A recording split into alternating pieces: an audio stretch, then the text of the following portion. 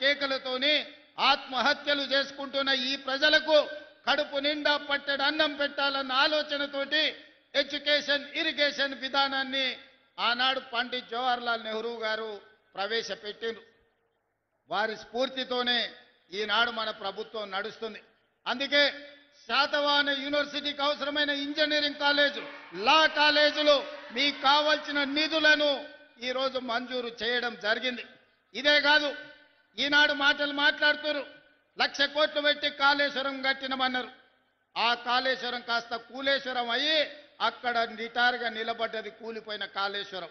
కానీ ఈనాడు కరీంనగర్ రైతాంగం ముందు నేను ప్రస్తావించదలుచుకున్నా, ఇక్కడ కట్టిన ఎస్ఆర్ఎస్పి ఆనాడు పండిత్ జవహర్లాల్ నెహ్రూ గారు మొదలుపెట్టి కడితే ఈనాటి వరకు మనము మంత్రులు ముఖ్యమంత్రులైన ఎస్ఆర్ఎస్పి ద్వారానే ఈరోజు కరీంనగర్ ప్రాంతానికి వరంగల్ ప్రాంతానికి లక్షలాది ఎకరాలకు నీళ్లు ఇస్తున్నాయి.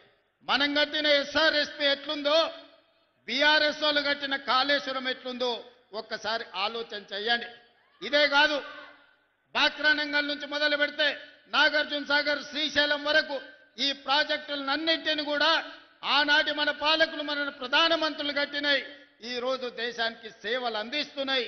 ఈ దేశమే ఎంతో ఆహార ఉత్పత్తిని పండించే దేశంలోనే వరి ఈరోజు అత్యధికంగా పండించి దేశంలోనే మొదటి స్థానం తెలంగాణ వరి ఉత్పత్తిలో వచ్చిందంటే మనం కట్టిన నాగార్జున సాగర్, మనం కట్టిన శ్రీశైలం, మనం కట్టిన శ్రీరామ్ సాగర్, మనం కట్టిన భీమా, కోయిల్ సాగర్, నెట్టెంపాడు, సీతారామ సాగర్, ఇందిరా సాగర్ లాంటి ప్రాజెక్టులు, జూరాల ప్రాజెక్టులు ఆనాడు మనం కట్టినాం కాబట్టే ఈరోజు దేశంలోనే అత్యధికంగా వరిని పండించే రాష్ట్రంగా మనం రాణించినాం.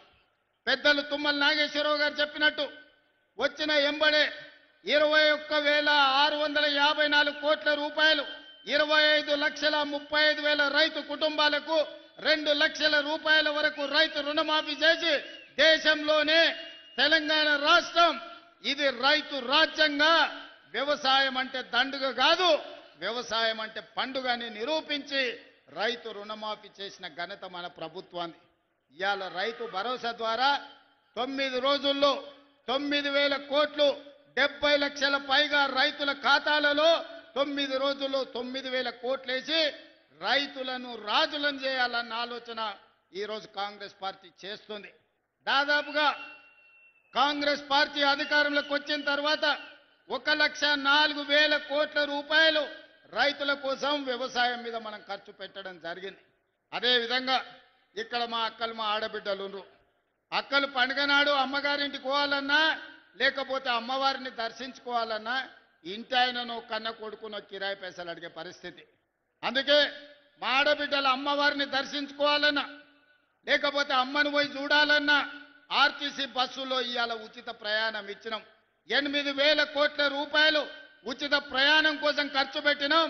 దానికి మీ అభిమాన నాయకుడు ఇక్కడి శాసనసభ్యుడే పొన్నం ప్రభాకర్ గారి మంత్రివర్గంలో ఈరోజు ఆడబిడ్డలకు ఉచితంగా బస్సు ప్రయాణం. అందరూ అనుకుంటుండొచ్చు మా అక్కలు ఉచిత బస్సులనే తిరుగుతున్నారని.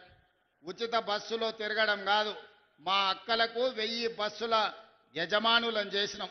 ఇవాళ స్వయం సహాయక సంఘాలు బస్సులు కొని ఆర్టీసీకి కిరాయి పెట్టి వందలాది బస్సులకు ఇవాళ మా ఆడబిడ్డలు యజమానులు అయ్యారు. అదాని అంబానీలు ఉత్పత్తి చేసే సోలార్ పవర్ ప్లాంట్లు ఈరోజు మా ఆడబిడ్డలకు ఇచ్చినాం. ఇదే కాదు, అడిగిన వాళ్ళందరికీ రేషన్ కార్డులు ఇచ్చినాం. ఆయల్ల